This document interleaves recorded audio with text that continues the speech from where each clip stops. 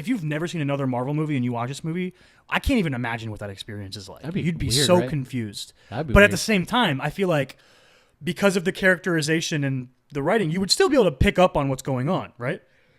You would just be like, there's a lot. You would be able to be like, there's so much going on that I don't. Why do they all have such deep feelings so quickly for each other? It'd be so weird, right?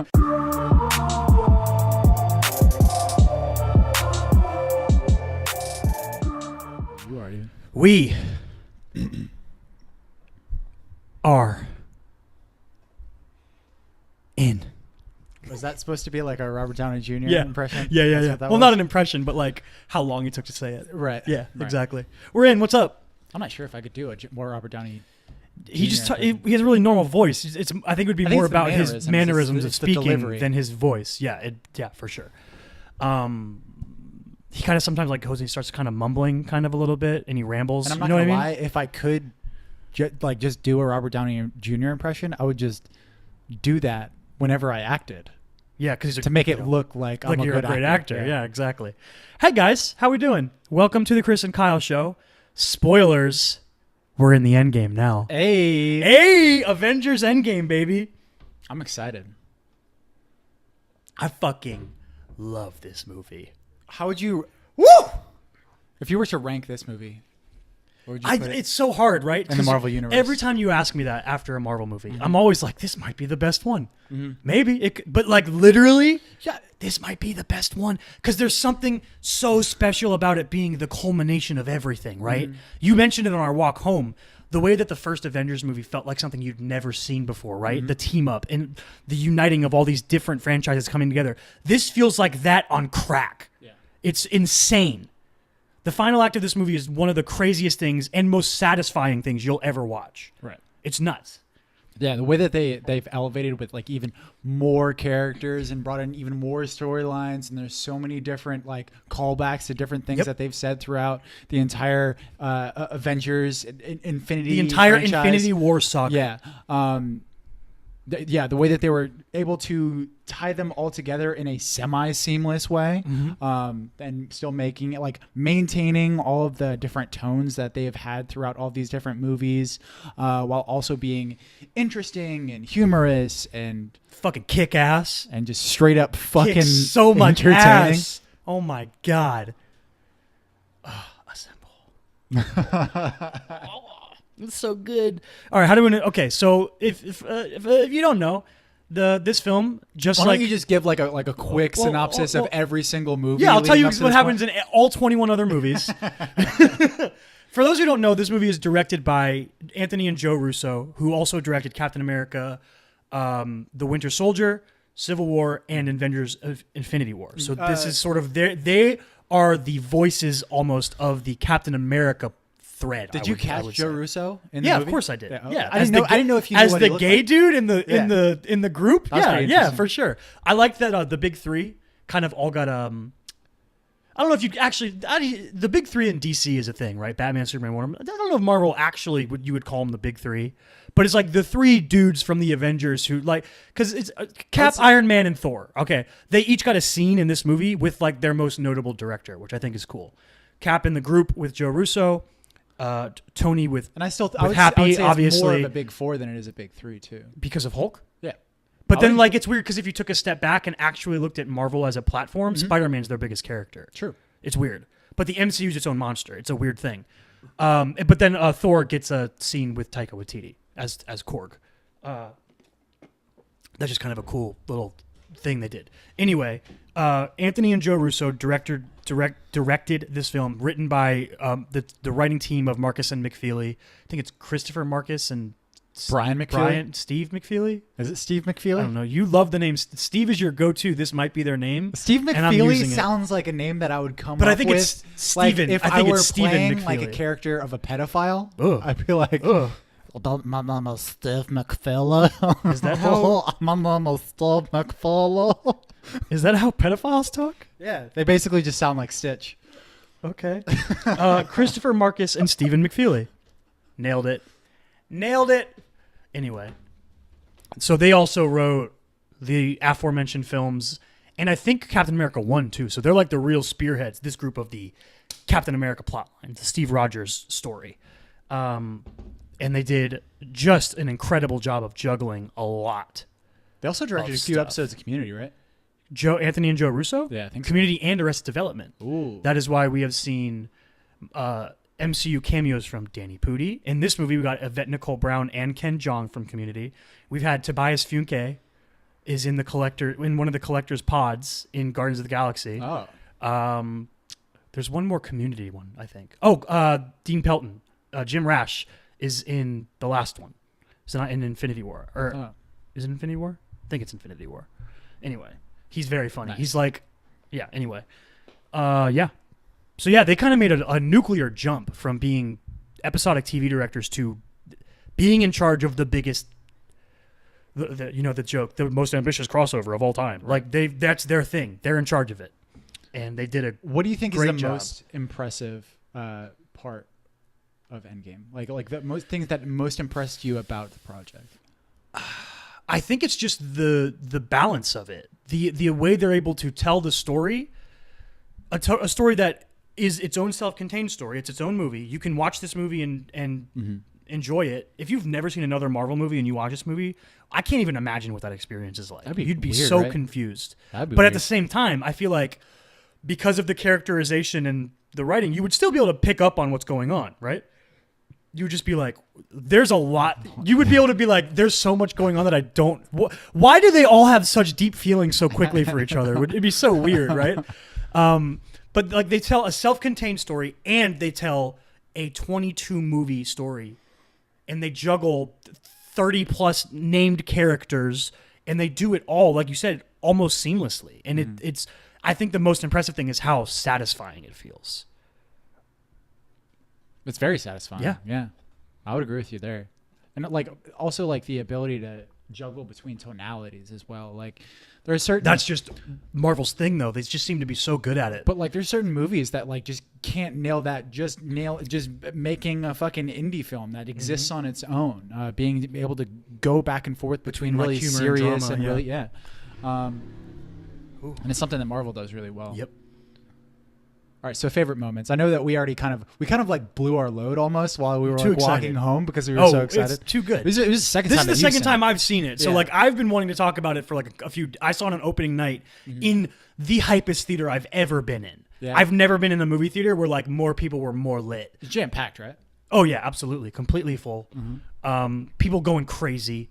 Like I told you on the way home, I've never yelled as like excitedly, nor have the people around me gotten as hype as when Cap picked up Mjolnir in this Right. movie. I lost my fucking mind, and so did everyone around me. It's the coolest thing ever. And then he brings the business to Thanos with it. Oh, it's so cool. Yeah, the way that he's able to like dual wield fucking both the shield and he's like Mjolnir at the same hitting time. the shield like with Mjolnir and coming. Yeah. Oh, it's so cool. Oh. So good. It's like fucking undoubtedly fun. Like Yeah. just It's insanely fun, but there's also like really touching people acting their asses off, right? People are acting their asses off in this movie. There is so much emotion and tragedy in this movie and dealing with guilt and loss and sadness. There's a lot of that in this movie. I remember seeing a lot of social media posts of people being like, Endgame was great, cried 2 times or whatever. And I was like, throughout the movie, like it took a while for me to be like, oh, okay, like where's the moment gonna come for me to? Because I cried during Infinity War for sure. When everyone got dusted? The Mr. Stark, I don't feel so good. Oh, okay, Was yeah. fucking. Tom I Holland knew that it was going to going happen in. too. Tom Holland going in. I knew that it was going to happen too because I saw that piece of dialogue before I saw the movie. Oh, weird. And I was like, who would say that out of Only anybody? Peter. No one else would call him Mr. Stark. Yeah. So I knew it was going to happen, and it still fucking got me. And then when fucking Peter came back, that got me, as well as So good. yeah, the I Love You 5,000 thing got me too. 3,000. 3,000. Don't oversell the love. Over 9,000. Yeah, there's a lot of moments that are tearjerkers, especially like throughout the denouement. Jesus, Deus Ex Ma. Throughout the denouement, there's a lot of moments that like they're like, okay, we had our cry moment. Here's another one. It's like, oh man, Tony Stark died. That's sad. A lot of Tony bows Stark being funeral. wrapped. Like just putting the proof Tony Stark has a heart thing. Yeah. That's great. And then here's the cheeseburger line. Here's the Tony Stark hologram saying I love you 3,000. It's just like a bunch of things that are like, oh, I'm trying to stop crying. Was the Stan Lee cameo that like completely CGI? No, it was just the de-aging technology. He was alive when they filmed it. Oh, they did. Because they filmed all of Infinity War and Endgame back to back. Oh, right. Yeah. Movie's been filmed for years. It just, there's obviously a lot of post work that needed to be. They literally needed to make Mark Ruffalo look like Hulk for the whole movie. Imagine how much work that took. Okay, It's so weird. It's so weird because like I feel like I just watched Mark Ruffalo and not the Hulk. It's wild, do you right? Get that? Do you get Because that? he's just Mark Ruffaloing. Yeah. Somebody in another thing I and listened he sound to and it also sounds and like he's doing Mark the Ruffalo. little Doesn't- Mark Ruffalo mannerisms like with his lips But, and yeah. shit. He's just being Mark Ruffalo. It's All awesome. that shit, yeah. I love it.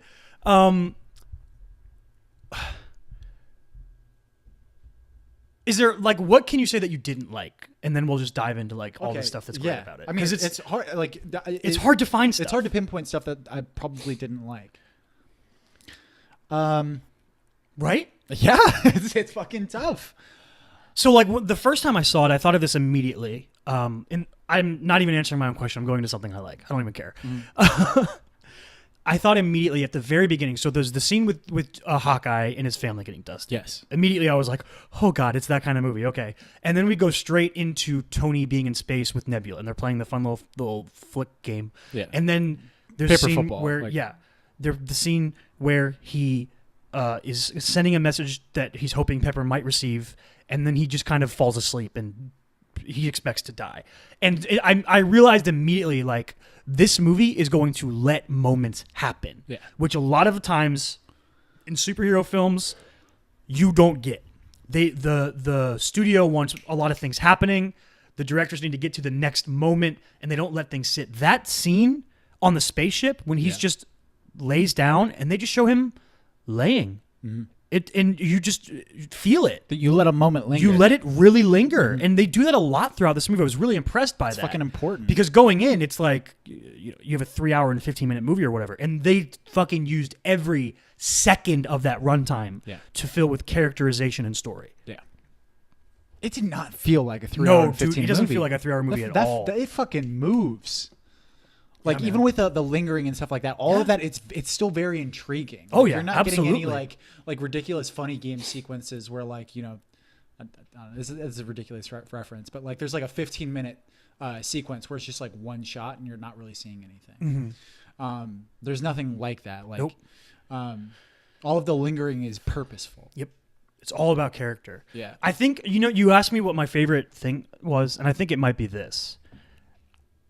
I think the best thing about, and it's part of doing the whole wrapping up the entire arc of 22 movies, and more specifically, I would say for the main Avengers, you're wrapping up their overarching 22 movie plot character arcs. And I think the big one that I love the most is that Steve learned the lesson from Tony, and Tony learned the lesson from Steve. Steve learned from Tony that he had to live his life. He couldn't just live to serve. He had to live a life worth living. Yeah. Tony learned to be the guy that jumps on the grenade that Steve was before he even had super soldier serum. Yeah. They learned that from each other, and I think it's fucking beautiful. It's amazing. Yeah, it is like great how they both like kind of finalized their arcs in that way. And they ended sort of the opposite way of what their sort of personalities are. Tony, what's the line from Avengers? You're not the kind of guy to, I forget what he says, but he does it. And it's great because in Avengers 1, Steve says that line and he says, you're not the type to jump on a grenade or whatever he says. Yeah. And in Avengers 1, Tony takes the nuke up into space and he does that thing, but he comes back, right? Yeah. Because he's Tony Stark and he always finds a way out. Yeah. In this movie, there's nothing else. It's the end. And he's willing to do it despite everything he's gained. It's so good. It's so good. Almost pulled my I straw like out of my seeing coat. Tony Stark as a dad. It's great. That was cute. Dude, it's so good. It's unexpected, right? Yeah. If you go back and watch, so I did. I rewatched all of the Marvel movies except for The Incredible Hulk, Ant-Man, and Ant-Man and the Wasp. I skipped those ones because they just seemed like Unnecessary? Not unnecessary, but like, well, the Incredible Hulk is kind of unnecessary. It doesn't really fit in barely at all, Right. except for General Ross being around. But yeah, I don't know. I don't know why I chose those ones. They're just the least important ones, I feel like, maybe. Like, the only thing you need to know about the Ant-Man saga is that at the end of Ant-Man 2, Scott Lang is stuck in the Quantum Verse. Uh-huh. And I didn't rewatch Captain Marvel. We just had seen Captain Marvel, so I didn't watch it again. Mm-hmm. But I watched every other Marvel movie. And I think maybe it's because, like, those are most of the movies are main Avengers, and then the ones that aren't are like, I'm obviously going to rewatch Spider-Man. Duh. And then, like, Doctor Strange is important. And, you know, Time Stone, shit like that. Beyond them just being important, they're not the most enjoyable. I like the Ant-Man movies. They're fun. But if you're going to grade them against... They might be in the bottom third. Yeah. Yeah. But that's the thing. Like, I like all of the Marvel movies. It's just like... I would agree with you. If I sat down and ranked them, the bottom third would be made of movies I still really like, but the ones above them are just, Right. above and beyond. And that's kind of like one of the things about... Like, even when I rewatched Iron Man 2, I was like, there's stuff in this movie I really like. But when people complain about Marvel movies and their existence and taking up the entire marketplace of cinema, like... I mean, I don't if believe these that, are like our mainstream movies, like we could go back to a lot of different eras, and the mainstream movies that were being kicked out aren't as good as this. Consistently. Consistently. Dude, since Winter Soldier came out, Marvel's been on some kind of god tier tear. It's insane how good the movies have been since Winter Soldier. Like, the only one that you might say is a bottom third Marvel movie is Ant-Man and the Wasp. Not even just Ant-Man? Like is that after Winter Soldier? Yes, it is. So maybe like Ant-Man and Ant-Man and the Wasp. Right. And that's more by nature of not being as big and important feeling more than anything else. It's a fucking Ant-Man movie. It's silly. And because the first Ant-Man has the weird thing with not having Edgar Wright anymore. Yeah. So it sort of has that weird duality feeling to it of being something that could have been better if Edgar Wright had been able to still make it. True. But yeah. Marvel's super consistent. They like Disney because they're owned by Disney. Just for some reason, in some way, Disney just knows how to churn out quality stuff. It's impressive. Let's go back and try to think of things we didn't like because we have to say something. Okay. Did the thing with Thor? Fat Thor? No, not Fat Thor. Him cutting off, him slicing Thanos' head off in the beginning of the movie. Mm-hmm. Did that like jar you in a way that? So like you brought up how The theater reacted. Okay, so yeah, reacted. both times I saw this movie, I was kind of bothered by the fact that people were laughing during that scene because the music and the performances and the tone of the scene and the writing of the scene is very serious. It's dire consequences. Right. They have failed. They came to get the stones to reverse what Thanos did, which is what everyone expected to happen, right? Yeah. That's one of the crazy things about this movie. It's like, oh, what's going to happen in Endgame? They're going to go find the stones and they're going to reverse what Thanos did. Mm-hmm. We do that right off the bat and they fail. Yeah. Thanos destroyed them, which was, in my opinion, was a great idea in terms of writing. Mm-hmm. It was like, where are we going to go from here? Yeah, exactly. It was like, what do we do now? Mm-hmm. So the thing I was bothered by was Thor, Thanos says, I am inevitable, the line, and then Thor cuts his head off. Mm-hmm. And people just started like laughing. And you said that it was kind of like a nervous laughter in reaction to the tensity of the moment. I don't think it's even a nervous. I don't think nervous laughter is the right word for it because nervous laughter is like kind of a different thing. Like you can maybe factor in nervous laughter into this thing, but like you were kind of responding to like how the audience was reacting and kind of putting the onus on the audience for how they were reacting. And I don't agree with that.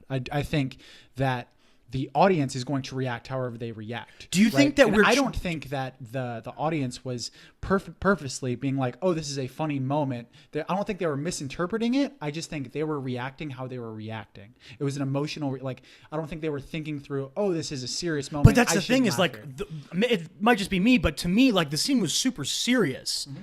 So when I heard people laughing, I was like, why are you laughing? I think that the reason that they were laughing was because of the... sort of, it was very twisty. It was kind of like very much like betrayed kind of the world of what Marvel is. Yeah, and I was going to say, like, do you think we're kind of trained by Marvel movies now? Like, we know Chris Hemsworth is funny. Yeah. He says like a one-liner. He calls back to the previous movie. True. He says, "I went for the head." True. It's like a witty line, but he delivers it with so much dread. But have you ever seen like a straight up murder from any of those? Yeah.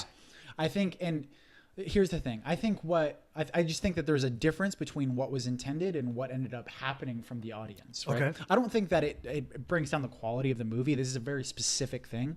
No, I love the scene. I think the scene's amazing. Yeah, I like the scene as well. But I think that like, if the creators of the movie were going for an intended consequence, Like reaction. and an intended reaction, that they probably didn't get that because.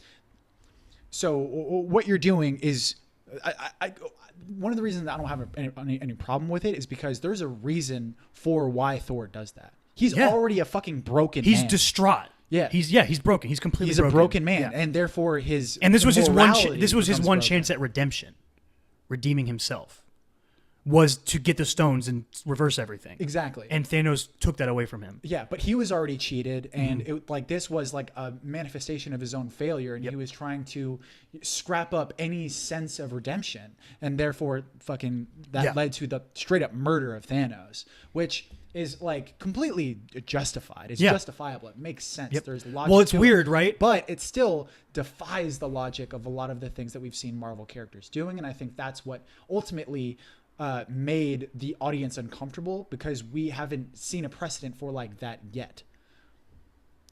A Marvel character killing someone? A Marvel character beheading someone when they're in a position of power. Okay. Because Thanos was weakened. Yeah. He was done. Like, they could have arrested him or whatever. Yeah, they could do anything. Whatever they wanted. And ultimately, that is an interesting thing, right? The only purpose of it was for Thor's own inner conflict. There was no outer conflict that they resolved through. No, they had him where they wanted him. It wasn't like he had the glove on him still. And he was in a weakened state. He was outnumbered, outgunned. It's interesting, right? Because if you think about superheroes, a lot of times people think about the no killing thing, but really, the only superheroes where that's like a real important part to their character is Spider-Man and Batman. Yeah. Right? They never kill people. It's like they have their own rules. Cap kills people. He's a fucking World War II veteran. Yeah. He kills people. Yeah. Iron Man has exploded entire villages full of terrorists. Yeah. He kills people. Thor obviously kills people constantly. He's a Norse god. True. It's like this weird thing where like that's not Black Widow and Hawkeye are assassins. They all kill people. Yeah. Hulk is Hulk. But it's not just But it's killing not people. it's not in that sort of vulnerable, I'm taking advantage of someone who is vulnerable way. Yeah, exactly. That like they always have to come like they're saving someone, they're resolving some issue. Yep. You know, it's a grander power. You know, they're killing someone out of the position of weakness instead of out of like Tony Stark is escaping a cave where he's a prisoner. Exactly. Of thing. Yeah. But Captain America's fighting Nazis. Yeah. Yeah. That's interesting. It's a great scene though. Yeah, I definitely do like it, and it you're right, and how it sets up the rest of the movie well. I was not expecting Thor's character arc, and I think it's really good. Fat Thor, and I don't mean specifically Fat Thor. You could have done it without ever doing the Fat Thor joke. You could have done the same character arc, him being just completely destroyed as a person, and then like the scene with his mom, I think is so good. Let's talk about that a little bit. Let's talk about how Act 1 is what could have been expected to be the whole movie, right? Act 1 is let's try to fix what happened. Yeah. And then we're going to go after Thanos. And then it's bam, Ant-Man shows up. We're jumping into Act 2. Yeah. Ant-Man has the idea for time travel. And there's great scenes peppered in here, like I really like the scene with Joe Russo in it. I think that's a really good scene, seeing Captain America in that setting. Taking over, I think, is an interesting, doing what Falcon used to do. I think that's kind of a thing you might not even think about, realizing what he's doing. He's kind of taking over what Sam Wilson used to do as a person for his job when Who are they you met. talking about? Captain America. Captain America. He's doing this veterans group for Gotcha. dealing with pain or whatever. Gotcha. That's what Sam Wilson used to do. That's how when they met. That's what he did. Oh, okay. Yeah, it's interesting. And then I love like when Scott Lang finds his daughter. great scene. There's really good stuff peppered in here. There's the stuff that Black Widow is going through, trying to cope with everything. It's all good. But when we kick into Act 2, the time heist, that's sort of the funnest, the silly part of this movie, right? It's a genius idea to me. And there's almost kind of like a formula to how each of these main characters of the Avengers, right? Like the big three, at least. The original 6, I would argue. The original 6, but they all sort of meet their own past in a way. Yes. Like I think that this movie, one of the big intentions they went in with this movie was we need to tie up to the best of our ability, either tie up or introduce the next thing for the original 6 Avengers and where they are, where they've been, and where they're going. And I think they do an amazing job of that. Right. Because like you're saying, so let's talk about the time heist thing. I love the expansion of old movies. It's such a good idea.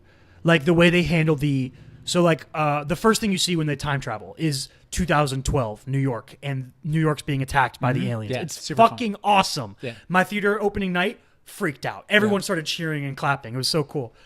And then we go through we see this unexpected stuff. We see scenes we've seen before and what happens after, and characters we met later reintroduced, like when Frank Grillo shows up. I fucking love Frank Grillo. He's so good. Oh, yeah. He just walks out of that elevator and you're like, oh, he's so cool. Yeah. Then Robert Redford shows up downstairs and Loki's there, and they just find really fun. Captain America fights himself. That is America's ass. It is. That's oh my God, what a good line. What a great scene, dude. Oh man. Yeah. Fucking I could do this all day. what? Yeah, I get it. Yeah, I know, dude. Oh, it's so good. That was a lot of fun. The fucking Captain America saying "Hail Hydra" in order to get the Dude, that was one of the best. Isn't that funny as So shit? that goes into the callback thing, right? Because obviously one of the coolest scenes in Winter Soldier is the elevator fight. Right. When Cap beats the fuck out of all of those dudes in Yeah. an elevator. Exactly. And they set it up with the exact same shots. The same Cap looking around, the same scary looking dude reaching for his gun, Yep. Frank Grillo being like, what's going to happen? And then he's like, Hail Hydra. it's so good. And it's also kind of the growth of Steve a little bit, because old Steve just would have fought them, Right. but he's clever now. He's more experienced, and he's like, no, I don't have to do that. I can just say Hail Hydra and get the then fuck just out of walk this out of this elevator. elevator. Yeah. Oh, it's so good. And then obviously they play the comedy with Hulk being the stairs thing. That's so many stairs. And then he fucks up the whole plan when he comes out of the stairs, and it's funny and it works. And it sets up their Loki TV show, because Loki grabs the Tesseract and he gone. Yeah. Set up. Fine. We're ready. How did they get the Tesseract back? That's the thing. Oh, so they went to another with some timeline. ingenuity, they took a risk. They used Tony and Steve used their last time jumps to go back even further. And this is what I'm getting to. Gotcha. The use of Thor meeting with her mother, Steve seeing Peggy in the past, Yeah. and Tony's conversation with his dad. These are huge character moments in this movie that work so well. And they Tony talking to his dad about fatherhood is so good. It's Yeah, insane it's awesome. how good it is. It's awesome. Oh, I can't. I love it. Oh. And what's the? Howard Stark says, "I'm afraid it's. I hope it's a girl, because if it's a boy, he'll end up too much like me." And Tony's like, "What would be so bad about that? Being that guy?"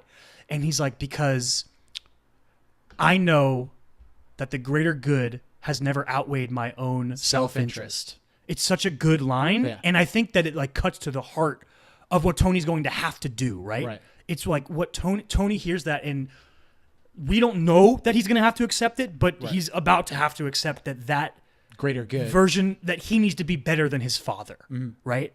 So interesting. And Thor hears exactly what who would have thought? If you were sitting down and having a brainstorm session, you're like, all right, we're going to do the time heist thing, and Thor and Rocket are going to go to Asgard during the Dark World. Most people would be like, oh, cool. Thor can have a conversation with Odin about the way he's feeling, and he can help him get out of it. But that's not what Thor needed. He needed his mama. They could have had a Natalie. Dude, first of all, they got Natalie Portman for this movie. Unexpected. They could have done a Natalie Portman For scene. 10 seconds? Yeah. Still, well, there was a big divorce with them, a big falling out, because they fired Patty Jenkins off of Thor: The Dark World. Right. That's why Natalie Portman never came back. So there was a big, contentious thing with Marvel and her. So it's interesting they got her back at all. But Like, they could have done a Thor talking to Jane scene. Like, Jane could have been like, oh, this is what I knew you could be, and you can be it again kind of thing.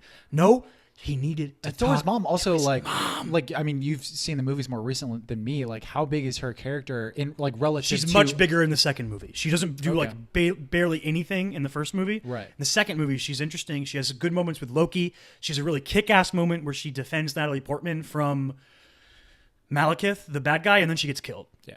She dies to save Natalie Portman. But relative to Odin and Natalie Portman's character, almost nothing. Right. Obviously, throughout the trilogy of Thor's movies, his relationship with his dad has been It's much super stronger. important. And obviously, they have fucking Anthony Hopkins. Use him. And his stuff in Thor 3 is super dope. But yeah, I just think that like those 3 moments were so important for the character and such good ideas. Right. Just to think of those things. to get to the smart. heart of a character, to their current arcs. Yeah. By doing dealing with things in the past like that, it's just so interesting. Very, very good writing. And then, what's the third part of the time heist is War Machine and Nebula, and then, which kind of ends up being the most important plot point, right? The Nebula plot ends up being the most important thread to the third act. Because it sets up the battle. Yeah. And then the most probably emotional part of the time heist is Black Widow and Hawkeye on Vormir. What are your opinions on the way the Soul Stone works as a storytelling device, and are you cool with that scene? I'm absolutely cool with that scene. Yeah, me too. I don't have any problems with it. I think it's really good. Yeah. I've heard the argument, like, so I told you about this. So I was listening to a different podcast, and I haven't been listening to it very long, so I don't even know if I like it or not yet. You know what I mean? But they're a Game of Thrones podcast, but they did an episode on Avengers. Right. So the girl on the podcast kept bringing up fridging, and I don't know what that is, so I can't really talk about whether or not that's what this is. But she kept saying that the character of Black Widow is fridged because of this scene. And by context, it seems to be that they made it so that she couldn't be as important to the film. I don't really know. Are you Googling it right now? Yeah. Okay, ahead. cool. Keep talking. So the scene is super emotional. And one of my favorite things about Black Widow as a character, and something that I really appreciate every time I see it in a movie or a TV show, is when I see a male and a female character that can just be platonic friends who really care about each other, right? And Natasha has that with Steve and Hawkeye and Clint. But Clint is like her old best friend, right? And they have this really emotional connection, and they have that funny moment where they're like, we both know who has to do this. And they're talking about themselves, and then Hawkeye's like, I'm having a feeling that we're talking about different people. And then they have like a little fight to see basically who sacrifices themselves to get the stone. Have you found it? Yeah. Okay, So, tell me what fridging is. all right. So, according to the tvtropes.org, fridging or stuffing a character into the fridge is basically when a character is killed off in a particularly gruesome manner and left to be found just to offend or insult someone or to cause someone serious anguish. Yeah. And it But it goes seems on like from there. it's more important than that, right? Right. It's this person made the argument that this is not a satisfying conclusion to Natasha's character arc. I could think you could argue against that. I get it. I think that you could have done more with her throughout the movie if you wanted to. I will say that I kind of wanted Clint to do it. Yeah, in the moment I did too. Just because. But then like it's kind of cool though, because like she's better than him, right? She bests him. And it's like kind of always been like the thing is how fucking dope she is at her job. Right. Both of them are amazing, but he has always sort of had the backdoor escape plan with his family, right? Yeah. And then he gets out. And in Infinity War, he's not in it because he's retired. He's in the first scene of this movie, he's wearing an ankle monitor because he's on house arrest, basically. He's not allowed to be a superhero anymore. Yeah. So there's like this thing where she never had that. She's always been all in. This is her life. And it kind of it's why she's able to win this sort of sacrifice off. And it's a cool scene. True. But yeah, but like because of that, because we don't have like a severe she doesn't have a severe connection to all of this stuff, it kind of robs you of having more character development with her. Like it's very easy for Clint to have good character development because it's the first scene that you see. Fucking his entire family dies, and then you see how kick-ass he is. but how, I mean, even how kick-ass it is, like how tragic it is within that kick-assery. Yeah, kick-assery. Yeah, he becomes completely just devoid of love in his life, and he becomes a fucking Ronin. The only reason he's so badass is because he's lost so much. Yeah. And that line, oh, this is so good. She's like, don't do it. She's like, don't do it. Don't give me hope. And then she's like, I wish I could have given it to you sooner. Oh, it's so good. Yeah. It's so good. And it's just bad when he fucking cleans his blade off It's so with the fucking inside cool. of his sleeve. That fucking sword fight scene is awesome. It's so cool. It's fucking cool. Yeah, and then like, did you realize like, I like this. This is like when we talk about how you can do character through action sequences and fighting style. Right. When Red Skull shows up and greets them on the mountain up to get the Soul Stone, his first reaction is to grab that sword, not his bow. Right. That's cool. That's an interesting choice. I like that. Did you think, so when I first saw it, I kept thinking that they would find a way around it. And I would have been okay with it. Yeah. You know, they could have come up with some outsmarted this hoo-ha to figure it out. Like, I don't know, Jeremy Renner could be like, I already lost everything. Like, you know, something. You know, and I would have been like, I fucking buy it. I'm fucking cool with it. Give him the stone. But no, they went all in and they solidified the idea that they can't come back. And then they had to use that later with Gamora in an interesting way of how are they going to have Gamora come back? Well, they bring her from the past to the future, which is cool. Yeah. I think if there is anything to that, like that fridging idea, like it is that, you know, we didn't really earn Black Widow's death, because there hasn't been a lot of character development with her. It seemed like I think there's more than you realize. Yeah, she's been in a lot of these movies. True, but even within the movie itself, within the movie itself, because I'm able to separate and look at this movie more in a vacuum by itself because I didn't just rewatch all of them, right? Like there wasn't a lot of her. A lot, like everything everything that is with her is all like in the team reference. It's all the team. Like she's almost like a plot device for the team. You know, like but I think the thing she's the centerpiece for all of these like team meetings where they're all talking. She's in charge is the thing, and like she's also like a vessel for this information about Clint. Yeah, that's why it would have made more sense, I think, for Clint to die. But then you wouldn't get the dope show of him passing the mantle on to Kate Bishop. True. Yeah, I'm excited for that. Yeah, I don't know, because you know, like the vibe I got from her is like she seems like she's taken over Steve's role to me, and I think that's interesting. She's taken over Steve's role as the leader of the Avengers. Organizer, yeah. And she like hasn't done her hair right. So she's got like weird hair. So is Falcon going to be Captain America now? That's the thing? Seems like it. Right?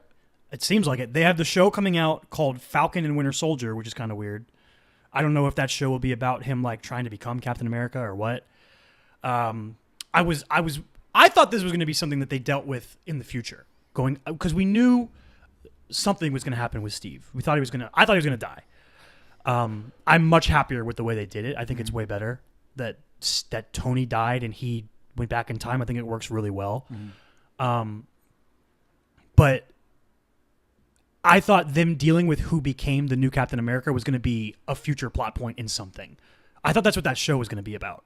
Now I don't know, because he's passed the mantle on to Sam, and I really like the way they did. I love the way that he's just kind of like, it feels like it's someone else's. He's like, well, it isn't. And then he's like, I'll do my best. And he's just, that's why it's you. Cool. And I was like, oh, it was cool. That's that shit. That's why I love, that is like the reason I love Captain America and Superman is like that line. I'll do my best. And that's why I chose you. It's just really nails that thing about those kinds of characters. Yeah. You want to talk about the final act? Sure, yeah. Just like, how can you fit so much cool shit into like, what, 45 minutes? 30 minutes? So what are you talking about, the beginning of the act? The beginning of the third act, I would say, is right after they snap and reverse everything. Right. Hulk puts on the gauntlet. He snaps. His arm is fucked up. Yep. Ant-Man walks outside, and he's like, guys, I think it worked. Boom! Thanos explodes everything because he's come back in time, or come back to the future. Oh, we didn't talk. I meant to mention this earlier. I didn't realize it the first time I saw it, but I've seen it mentioned how bold of a decision Marvel made in basically saying, hey, people, you know how you think time travel works? Fuck that. It's not how it works. Did you even realize that was happening? So what do you mean? They basically made fun of the idea that people would think that the way time travel works in movies would actually work, right? I feel like they kind of did what has already existed. Well, here's the difference. Okay. So in other time travel movies, I feel like there was a lot of the tropes that I they utilize tropes. I'm talking about their pseudoscience. a lot of the tropey pseudoscience like scenes that I saw, Like Tilda Swinton. So the Tilda Swinton timeline thing, I was like, I've seen this, But they change it. and then Mark Ruffalo. They always say when you go back in time, you create new timelines, Yeah. right? The thing Marvel did was they were like, but if we can bring everything back, it doesn't matter. Yeah. That's what they changed. That's, They said if we can get all the stones back I don't to think where they were. I think it's less bold than it is like more of a, I don't know. It's easier to write. I agree with you. I think, because now they were able to do things like Steve going back in time and it doesn't change anything. Exactly. Because once you go in the past, your previous present becomes your past and now your future is, that weird line that Hulk says. So basically, no matter what you do back there, as long as you bring the stones back, it doesn't change anything. Everything will have happened the way it already happened. Nothing changes. And that's why they're able to do the stuff with Steve at the end without it. Although it is like, if you think about it, like, did Steve like see Sharon be born and he was like, I'm gonna make out with you one day? Sharon Carter, right. Yeah. That's kind of weird, right? And she was like, "That's my uncle," and then like didn't. It's just kind of weird, but like also whatever. I'm down with John and Danny, so I'm down with that. It's cool.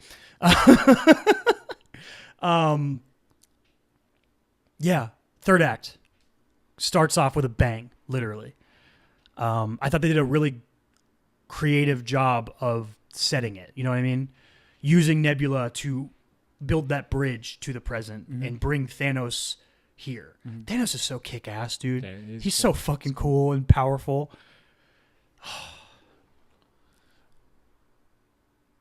What's the coolest thing that happened? It's Cap. It's Cap picking up Mjolnir, right? That's the coolest thing.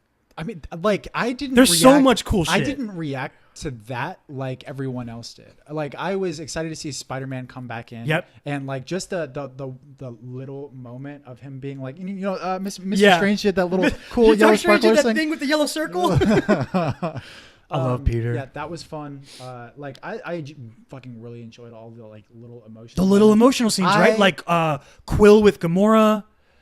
I so bad when it like there is certain moments in fucking like hyper action sequence usually like it happens in action movies that have like really good emotional resonance. When you see someone being like, I'm going to take care of this right now, right? Like Hawkeye. What, you're talking about Hawkeye? No, I'm talking about T'Challa. Oh, okay. With Hawkeye. Okay. Right. When T'Challa says, give me that. Yeah, give me that shit. Right? I expected there to be like a sprint scene, but he just kind of like he parkoured more than cool. He parkoured more than sprinted. Yeah, but like that moment, I was like, "Oh, you give him that." Yeah, you give him that. Oh yeah, for sure. You give him that fucking thing. You give him that fucking thing. He's gonna be better at this than you. Yeah. But like that same idea that somebody taking care of something, Clint did that before him, right? Clint is by himself underground in those tunnels, and there's a fuck ton of aliens, and he's just a dude with a sword. Okay, dude. This is one thing that I find absolutely terrifying, and I don't know which movie. Is it the arrow he did? Huh? The idea of seeing those things immediately after, right? The idea, and I put it in lunatic French. The idea of having like, it's not bipedal, but like quadrupedal, quadrupedal, quadrupedal creatures chasing after you, like multiple in like in a confined space, like long hallways. Terrifies the living shit out of me. It's very specific. I appreciate that. Well, the thing is, like, I've seen it before in werewolf movies. Yeah. And that's why like I put my werewolves in catacombs. I just find that idea so terrifying, especially when it's like just like barely lit. You know, like there was like kind of like red. Do you think that Aquaman resonated that with you a little bit too? The scene in Aquaman in the trench, even though it's a little different, but it's sort of got that suffocation feeling because it's underwater. Because you also found that scene really scary and cool. That's a different thing. Okay. Because I don't think that it's like as like the only thing that's confining them is the creatures themselves. It's different. Like whereas like hallways, catacombs. When I was on the ship, that used to happen a lot, right? Yeah. Because on the ship, whenever you would go after taps, all of the lights would go red. Oh, okay. Right. So like there would be times when I would have to stand watch at night. And, you know, there'd be all these red lights. And, you know, if we have like doors open and shit, like the hatches open, you could see like down like one side of the ship. And I'm like, man, if I just saw like one four-legged creature, oh man, that'd be scary. Yeah. But yeah, I just love that, like that Clint and T'Challa do. Like Clint, it's that high competency meter, right? He's like sprinting from these aliens, setting off the arrows to blow up, launching himself up, cutting them in half. He's just so cool. And then T'Challa's running and blowing stuff up, and then Spidey takes it and activates instant kill. Yeah, that's so cool. And then he does Spider-Man pinball. He just gets like tossed from person to person. Yeah, all these people that like he doesn't really know. He's like just introducing like, himself as he goes. Hey, He just like lands on Falcon. Hi, I'm Peter. Oh God, I love him so much. Oh, and then like all the bombs like drop, and then Captain Marvel's right there, and he's like, "Hi, I'm Peter Parker," and she's like, "Hey, Peter Parker." How often? So like, all right. So when you see Spider-Man in Avengers movies, like, do you think about Paul at all? Yeah, almost always, because he's always been so adamant about Spider-Man is not an Avenger, and I'm always like, "Shut up, Paul." I don't know if you can see this. I don't know if you can see this. You want to do a really big eye roll there? That's for you, Paulie. Big eye roll. I don't give a fuck about the semantics of whether he's an Avenger or not. Put him in that fucking movie. It was so fun. Yep. It's so fun. Great. It's great. Yo, who's going to make his suits now? Him? Is he going to start making his own suits? No, the little girl. The little girl? Yeah, Morgan? Is she that smart already? Yeah, Morgan. Yo, how do you He feel? made his first like fucking combustion engine when he was 9 or whatever the fuck.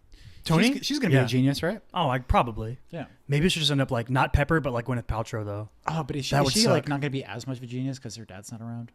I don't know, dude. Tony's dad wasn't always around. I mean, he was a little older when he was like in college when his dad died, but wasn't always around. I don't know.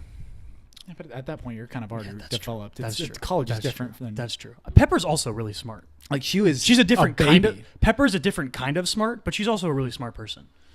Yeah. She will instill competency in her daughter. She isn't. Pepper is nothing like Gwyneth Paltrow. Do you think Morgan's vaccinated? I don't know, man. They live out in the woods and shit. Maybe not. Did you like? I thought Pepper was really good in this movie. Do you think she's a fucking? Do you think it's a goop family, dude? Stop. Do you think Morgan? Stop. We live in a place where we could get measles. Stop. Oh Jesus. Think about that. That's fucking scary. Yeah, man. There's campuses on lockdown and shit. Mm-hmm. I thought Gwyneth Paltrow was actually very good in this movie. Like I thought the Tony death scene was great when she just kind of did the, it's okay, we're gonna be all right. Very good. Mm-hmm. But like at the same time, when she landed as Rescue, that was like the one, like I was getting hype. All these people were showing up, right? T'Challa walks out. Oh, Bombay! Whatever they yell, I don't even know. Yeah. The Guardians of the Galaxy show up with Spider-Man. Doctor Strange and the squad show up. All the fucking magic squad. The Asgardians all show up. And then like Pepper as Rescue lands, and I was like, wait, what? Huh? All right, whatever, I'm down. Let's go. Let's party. Well, doesn't she still have the shit in her? No. No? Oh, wait. They never really addressed that, do they? I'm trying to think of the end of She's basically a fucking Iron Man superhuman. 3. I think they might have found a way to get it out of her, but I'm not positive. Yeah. But even if she does, she doesn't use it. She is consistently trying to get Tony to quit up until the last movie. I mean, the worst part of her character. She is like the naggy wife stereotype. Right. Which has always been annoying. Mm-hmm. How do you feel about the... You want to talk about the bad bitch lineup? Yeah, the bad bitch lineup. Bad bitches alert? I loved it, dude. It's fucking awesome. So fucking cool. Bad bitches alert. So we were talking about this because... We already addressed it, yeah. I told you about that other podcast, and the same girl on that podcast said that it felt pandering and that And it was stupid. And I'd listened to it a little bit more when I went to the grocery store afterward. Her argument was that the characters don't have any emotional. There's no emotional or like practical context for them all to be in that moment. And you know what I say to that? I don't give a fuck. It's fucking cool. That's the practical reason. It's fucking cool. Yeah. What are you talking about? It absolutely. She was like, pandering. none of them know each other, so I don't care. And I was like, dude, I don't give a fuck. Like, to me, if I was like a Fringe Avenger and I saw another Fringe Avenger, I'd feel something, you know? Be like, yo, we were all, if I was one of the random scrub wizards or a random Asgardian knight or whatever the fuck they are, Right. or just one of the random Wakandan military dudes that walked out, and I was in that lineup and I was in that shot when Captain America said Avengers Assemble, I'm a fucking Avenger. You can fuck off. I'm an Avenger. Everyone there is an Avenger. Cap said it. I assembled, therefore I am an Avenger. I feel that way. I would tell everyone I knew if I survived that fight that I was an Avenger. Yeah. It's But that lineup, like, yeah, so they do the shot. It's right after Peter does his fucking juggle Peter act. He lands, he's like, oh, hi, I'm Peter Parker. And Captain Marvel is like, hey, Peter, you got something for me? And she's just like, she's like, you know, she could kick anybody's ass. Right. She just fucking took down a spaceship by herself. She's cool as hell. She's got the haircut. They went with the haircut. Interesting. They did it. They went with that short haircut. Good work, Marvel. And then he's like, how are you going to get through all these people? And she's like, looks, and then I think it's Valkyrie and Okoye. Valkyrie's like, don't worry, and Okoye's like, she's got help, and you're like, oh, this is fucking cool. Yeah. Pan out. And then like Shuri's there, and then they start panning, and more bad bitches show up, and more bad bitches show up, and you're fucking like, Gamora, right? they're the Gamora and Nebula are the last ones, because like the first time I saw it, I was like tracking it. I was like, how many more are there? Like, how many can they get up to? And then like they all were there, and I was like, this is fucking cool. Yeah. Like in that exact moment, I was going through two things in my mind. I guess two things throughout my body. Yeah. So the first thing was in my mind, and it was like, oh, this is pandering. I didn't think pandering, but like, oh, they're doing this. Yeah, in the moment, like, oh, you this is- clearly realize they're doing a thing. Someone in the It's theater, like, this is pseudo-political, right? Yeah. Well, like a girl in the theater literally was like, girl power. Yeah. And like, I was like. Everything in my brain is telling me to like be grossed out by this moment, but I was getting chills. Nah, when they dog. started beating It's the fuck fucking out of dope. people, and fucking Captain Marvel. Dude, do you realize in that moment Okoye spears one of Thanos' sons and fucking flips him over her head and slams his ass like a WWE move? It's fucking awesome. Yeah, it was fucking cool. It's fucking dope. And then that's when that kicks off basically the final climactic confrontation with Thanos, because that's the chase to get to the bus time machine, which is another great bit. He's like, that's not our only time machine. And the fucking horn rings. Burp, burp, burp, burp, burp. And then Thanos, it kind of reminds me of when Ant-Man and Iron Man fail in the time heist, right? You're like, oh no, that was their only chance to fix things. And then with their ingenuity, they come up with a new way. Well, Thanos blows up the time bus, and you're like, oh no, how are they going to get the stones back? And then Tony sacrifices himself to do it, basically, to win. But yeah, that fucking... It basically leads up to Tony delivering the I am Iron Man, and it's so fucking... I don't think there's a better thing he could have said. So the way it's delivered is Thanos has the gauntlet on. He's just thrown Captain Marvel aside. He hit her with the Power Stone and fucked her up. He literally ripped the Power Stone out of the gauntlet just to punch her super hard. It's fucking cool. And then he's gonna snap. He says, I am inevitable. He snaps and nothing happens. And then it cuts to Tony and he's on his knees and the fucking gems are going up his arm. And he says, waits a long time, waits a hell of a long time. Long enough for everyone to sit there and be like, what's his badass line going to be? Right. What is he going to say? Is it going to be funny? Is it going to be witty? And then the best possible thing he could say, I am Iron Man. It's so fucking cool. It's so fucking cool. And it's another one of those callbacks to things that they've said in past movies. The end of the very first movie that kicked it all off. Yeah. When he admits that he's Iron Man to the press people. Oh, it's so good. Yeah, I said this to you on the walk home. Like, to me, is that our door? I don't think it is. No. Like, to me, the two deliveries of I Am Iron Man and Avengers Assemble in this movie are like they're probably two of my like top 5 to 10 cinema moments like ever. Just in like the hype level that I felt. Yeah. Oh, it's so good. The fact that Captain America said Avengers Assemble while summoning Mjolnir, fuck me sideways, dude. Do you think that people are gonna like? There's gonna be anybody that gets pissed off about that? About him wielding Mjolnir? Absolutely not. No. No. Okay. If anyone else is worthy, it's him. I think that anyone at any time could make the argument that Steve Rogers is more worthy than Thor. The problem is no one really knows what worthy means. Mm-hmm. Yeah. It's a weird, it's a very, it's just vague enough to be whatever you want it to be. Right. Mm-hmm. Yeah. But, I saw this theory that the reason Cap couldn't fully live, remember, because he budges it in Avengers 2, Age of Ultron. He budges it when they're all trying to pick up Mjolnir. And I love I saw this online, that somebody said the reason he couldn't move it then and he can now is because he had the weight of the guilt of knowing what Bucky did to Tony's parents. And that was like the one thing stopping. I thought that was kind of an interesting take on it. Just a sort of in-universe take. Otherwise, like, I've seen other people that think he faked not being able to lift it to spare Thor, which is funny. Like, if that was real. And then the whole time he was like, if it ever comes to it, I can pick that up. But yeah, I don't know if I've ever seen something as cool as Captain America fighting with Mjolnir. There's that great spot when he catches Stormbreaker and Thor catches Mjolnir, and Thor's like, no, give me the big one. It's so good. We'll end on this. What sort of setups are you most excited for the future of the MCU? Because one of the things I mentioned to you that is the most probably acceptable but also dumbest complaint you can make about this movie is that it leaves you with a lot of unanswered questions. Mm-hmm. But guess what? It's a Marvel Cinematic Universe movie. It's like cleaning. It's always going to do that. That's the point. Yeah, it's like complaining about a cliffhanger at the end of a TV show. The season of a TV show. Exactly. Yeah. It's not a viable complaint for a Marvel movie. Now, if you want to complain that that's not what movies are, that's a different argument. If you want to make the argument that the MCU is actually like a TV show, no, it because of the MCU and because of what's happening with Netflix, like shows like Stranger Things, like the lines between TV and film are blurring. And if you want to argue, ain't no TV show ever had a budget like Avengers movies, though. True. But, so I mean, you could say that there's no TV show that's ever had the cinematic components of Game of Thrones. Yeah, that's true. What do you look forward to the most going forward in the MCU? SpiderMan. Obviously.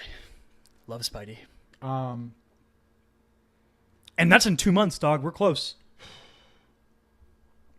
And that's also the official end of Phase 3. I don't really care that much about Doctor Strange. It's fun. I like the visuals in it. I don't know, dude. When I rewatched it, the visuals are amazing. But when I rewatched it and their post-credit scene was setting up Chiwetel to be the villain, I was like, that's fucking cool. Chiwetel becoming the villain, that's fun. I'm into that. That's cool. They have to make another Black Panther, right? Yeah, there's a Black Panther sequel for sure. Yeah, I don't know what they're gonna do. I know Coogler. As long as Coogler keeps making them, though, I'm 100% excited. I'm really excited for the Disney Plus stuff. I think it's in the shows, like you just said, the blurred line between movies and TV. Mm-hmm. Let's dig into that even more by doing it within the Marvel universe, right? Mm-hmm. They made their you probably didn't catch this. They made their first ever. It's like the first time that the movies have ever admitted that any of the TV shows exist, right? So the Netflix shows, Daredevil and all those. There's also the ABC shows, the Agents of S.H.I.E.L.D. and Agent Carter existed. The dude that was driving Howard's limo, or not limo, his car, his driver, Jarvis, is from the show. He played Jarvis in the show. So he had like a little cameo there. So they basically were like, yay, these exist. Oh, okay. So that was cool. But I love that they're going so all in on Disney Plus with lots of ideas for shows. I think that's very cool. Loki show, Scarlet Witch and Vision. Probably the one I'm most excited for is Captain America and Falcon, or Falcon and Winter Soldier. Captain America and Winter Soldier? I don't know now. Who knows? But yeah, I'm super excited for them to sort of have even more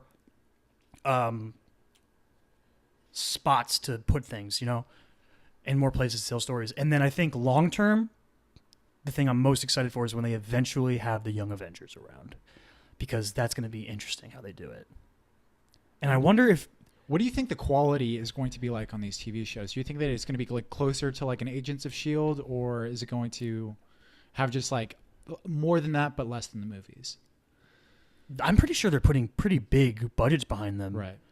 And I think a lot of them, like I think the Loki show might just be like a one season, here's an adventure with Loki kind of thing. I don't think it's gonna be I don't know. It's like Tom Hiddleston doesn't have to sign up for that, you know? Mm-hmm. It's like the weird thing with all these characters. Like the actors reach a certain point where you're like, the reason that Steve and Tony can die or move on is because Chris Evans and Robert Downey Jr. don't need Marvel. You know what I mean? Chris Hemsworth doesn't need Marvel, but they've sort of found this niche for him that works so well that I think he wants to come back and keep doing it. And it's something that they didn't utilize in like the first two exactly. movies. So. Yeah. But yeah, the future is going to be fun. I wonder if they're going to make that girl that is playing Paul Rudd's daughter in this movie become Stature. Stature? Ant-Man's daughter can size change, and her name is Stature. Kind of a weird name. She can get big. It's kind of a stupid name. She can get big. I think she was also Goliath at one point. But yeah, I'm excited for what's to come. I just think it's going to be very interesting the way they handle it. Yeah, I agree. It's going to be fun. This movie's hella dope, obviously. Yeah, go watch it. This wasn't really like a spoiler episode of like, if it's good, it's just like, let's talk about all the cool shit that happened. I've seen it twice. I'm going to go see it again for sure because I want to see it in IMAX once. Oh, you haven't? I haven't seen it in IMAX yet? IMAX. I want to see it in IMAX before it leaves theaters for sure. Just think that'd be really worth it. Oh yeah, definitely. But yeah, see this movie. It's fucking awesome. We're recording our Monday episode next. This is Thursday. There is a poll up. It has John Wick 3 and Booksmart. Two weirdly different movies, but they both come out this month, and I want to see them both. I have a feeling I know what will win just based on what they are. John Wick 3. Yeah, probably. Yeah. Just based on, who probably watches this and stuff. But Booksmart looks really good. I want to see it. Yeah. And apparently Olivia Wilde did a great job directing. So, pick either one you want. I'm down for either. Don't vote, you jerk. I won't vote. I don't believe one bit that you just said. I won't vote. I don't believe you. You're like Thor telling Star-Lord that he's in charge. I don't believe you. We both know I won't vote. We didn't even mention that. That's hype as shit. Thor's gonna be in Guardians 3, like 99% sure. That's fucking awesome. So go vote on the poll. Check us out on the socials. Find chrismichaelstott.com for his website. Chris Michael Stott on Instagram. Find me, Davinwell25 on Twitter and Instagram. Find the show, The Chris and Kyle Show. Twitter, Instagram, Facebook, YouTube, podcasting platforms, tcaks pod on Twitter. The poll will be on Facebook and Twitter. Go vote. Excuse me. Yeah. The Endgame is now over. Time for phase 4. We out. We out. Stay weird.